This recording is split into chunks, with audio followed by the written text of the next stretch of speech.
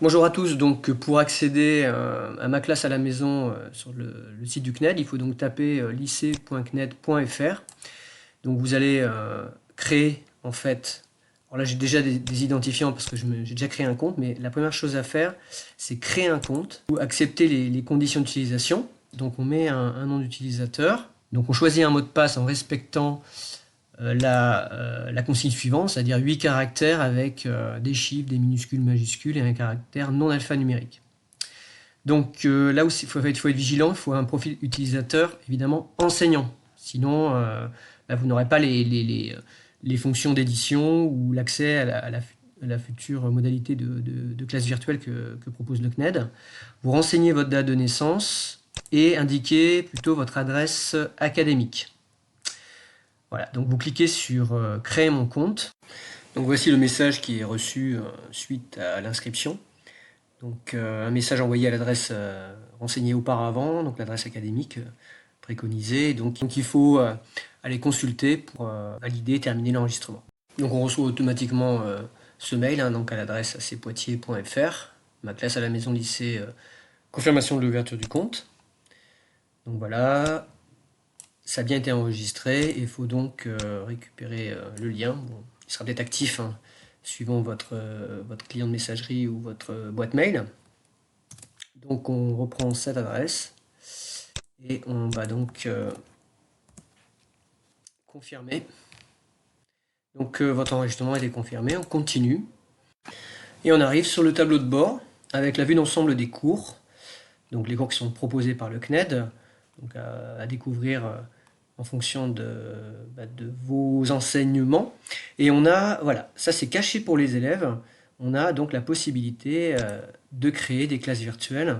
Vous avez l'accès aux classes virtuelles avec un texte à lire, en particulier des ressources, une infographie, un guide d'utilisation et l'accès à une foire aux questions. Un guide, bref, aussi ce que vous pourrez voir avec d'autres tutoriels dans la playlist qui vous est proposée. Donc il suffit de cliquer sur classe virtuelle, mais bon, j'ai déjà fait une première fois. Donc vous avez un lien modérateur et le lien envoyé aux élèves. Et normalement c'est une petite fenêtre qui s'ouvre dès lors que vous cliquez sur ce bouton. N'hésitez pas à nous solliciter pour d'autres tutoriels.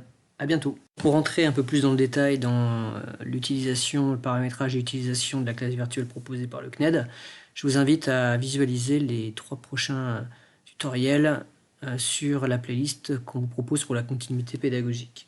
Et en complément proposé par la DAN à Versailles, donc à cette adresse pour la continuité pédagogique, vous avez eh bien, une page dédiée aux classes virtuelles pour vraiment accompagner dans cette nouvelle modalité.